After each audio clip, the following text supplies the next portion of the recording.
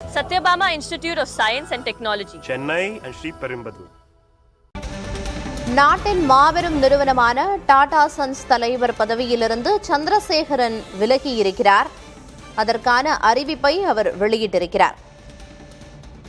Tata trust தலைவர் Noel Tata Chandrasekaran இடையேயான கருத்து வேறுபாடு இதற்கு காரணம் என்ற தகவல் வெளியாகி இருக்கிறது. வரும் 18ஆம் தேதி டாடா நிறுவனத்தில் வருடாந்திர கூட்டம் நடக்க உள்ள நிலையில் இந்த திடீர் விலகல் அறிவிப்பு வெளியாகி இருக்கிறது.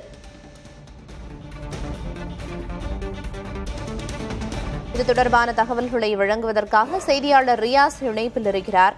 ரியாஸ், நாட்டின் மாபெரும் நிறுவனமான டாடா சன்ஸ் தலைவர் பதவியிலிருந்து விலகலுக்கான அறிவிப்பை வெளியிட்டிருக்காரு. நம்ம இதை எப்படி புரிஞ்சுக்கலாம்? இதற்கான பின்னணி என்ன அப்படிங்கிறது குறித்து விளக்குங்க.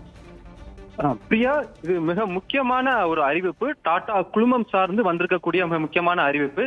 இந்த சந்திரசேகரன் அவருடைய விலகல் குறித்த அறிவிப்பு வந்து டாடா நிறுவனத்துடைய போக்கில் மிக மாற்றத்தை ஏற்படுத்தும் என எதிர்பார்க்கப்படுகிறது. இதற்கான பின்னணி இதுதான். இன்னைக்கு டாடா குழுமம் இந்தியாவுடைய மிகப்பெரிய ஒரு குழுமம் டாடா குழுமம். இதுல 2 அமைப்புகள் மிக முக்கியமானது. ஒன்னு டாடா ட்ரஸ்ட், இன்னொன்னு டாடா சன்ஸ். டாடா ட்ரஸ்ட் இதுதான் உச்ச அமைப்பு. இந்த உச்ச அமைப்பு ஒரு அறங்காவலர் அமைப்பா இது செயல்பட்டு வருது. இதனுடைய தலைவர் நோயல் டாடா. டாடா சன்ஸ் அப்படிங்கிறது இன்னொரு அமைப்பு. இந்த அமைப்பு கீழே தான் இன்று நம்ம பார்க்கக்கூடிய Tata Motors, Tata salt, Titan, இந்த மாதிரியான அனைத்து நிறுவனங்களை நிர்வகிக்கக்கூடிய அமைப்பு தான் டாடா சன்ஸ். அதாவது டாடா நிறுவனத்துக்கு கீழே 100க்கும் மேற்பட்ட நிறுவனங்கள் இருக்கு. பங்கு சந்தையில மட்டும் 26 நிறுவனங்கள் பட்டியலிட்டப்பட்டிருக்கு. இது எல்லாத்தையும் டாடா சன்ஸ் தான் நிர்வகிக்குது. இதனுடைய தலைவர் தான் சந்திரசேகரன்.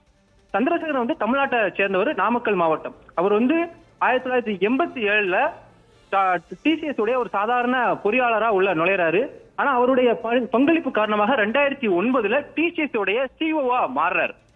அடுத்த 10 ஆண்டுக்குள்ளாரே 2017ல டாடா சன்ஸ் உடைய தலைவரா சந்திரசேகரன் தேர்ந்தெடுக்கப்படுறாரு. இது மிக முக்கியமான ஒரு திருப்பு முனையா டாடாவுடைய வரலாற்றுல இருந்துச்சு. ஏன்னா அது வரைக்குமான தலைவர்கள் டாடா குடும்பத்தை சேர்ந்தவர்கள் தான் டாடா சன்ஸ் உடைய தலைவர்களாக நியமிக்கப்பட்டார்கள். ஆனால் முதல் முறையாக 2017ல சந்திரசேகரன் நியமிக்கப்படுறாரு. அவர்தான் முதல் முறையாக டாடா குடும்பத்திலிருந்து வெளியே தேர்ந்தெடுக்கப்பட்ட ஒரு தலைவர்.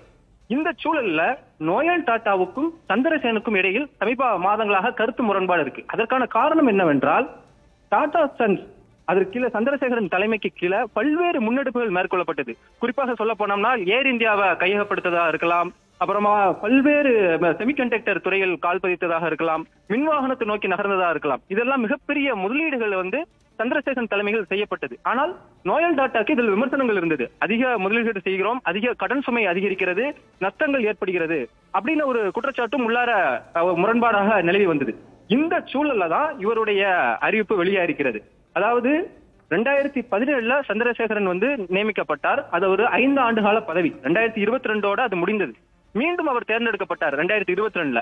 இப்ப இந்த பதவி 2027 பிப்ரவரி மாதத்தோட அவருடைய பதவிக்காலம் முடிகிறது.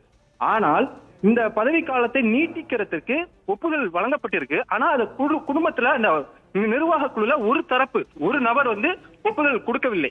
இதனால் அது குறித்து தெளிவு இல்லாத ஒரு சூழல் நிலவி வருகிறது. இந்த சூழல்ல தான் தாமாக முன் நான் இன்னும் அந்த பதவியில தொடரப்போவதில்லை அப்படின்னு அறிவிப்பை சந்திரசேகரன் வெளியிட்டிருக்காரு. பிரியா, விலகலுக்கான பின்னணி என்ன அப்படிங்கிற முழு தகவல்களை வழங்கியதற்கு நன்றி Riyaz. Satyabama Institute of Science and Technology, Chennai and Sri Perimbadu.